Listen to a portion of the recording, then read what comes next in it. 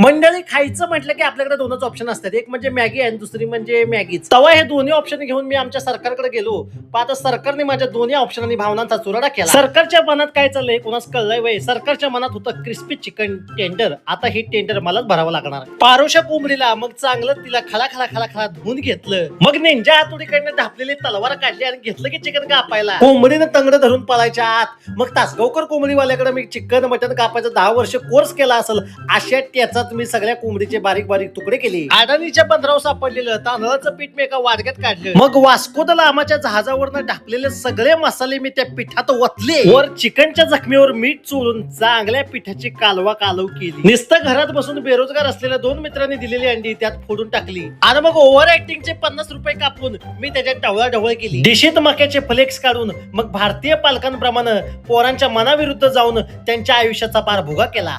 राणेंची कोंबडी, अदानीचं पीठ, बेरोजगारांची अंडी आणि अर्थव्यवस्थेचा चुराडा, हे सगळं तयार झाल्यावर मग चिकनचे पीस बोकेंच्या नशेत चांगले अखंड बुडवले आणि मग दुःखात बुडवून त्यांच्या बॉडीला जीवन मरणाचा टॅक्स पार चोपडून घेतला. खच्चीकरण झालेल्या मनाच्या या सगळ्या बॉड्या मग शवागृहात टाकल्या. महाग झालेलं पेट्रोल डिझेल त्याच्यावरती वतलं आणि मग हे शवागृहाचं दार बंद केलं. ग्लोबल वॉर्मिंगच्या तापमानावर 10 मिनिटं तापवल्या तयार झालं केएफसीच्या बापाला पण जमणार नाही असलं क्रिस्पी चिकन टेंडर. आता हे टेंडर सरकारने आवडते का बघूया. हिवाळी अधिवेशनात आम्ही हे टेंडर पेश केलं आणि बघा सरकारला हे आवडलेलं आहे. आता लवकरच आमची कर्जमाफी होणार असं दिसतंय. त्यानंतर सरकारच्या तोंडचा घास आम्ही पळवला. आता पुढच्या रेसिपीसाठी आम्हाला फॉलो करा.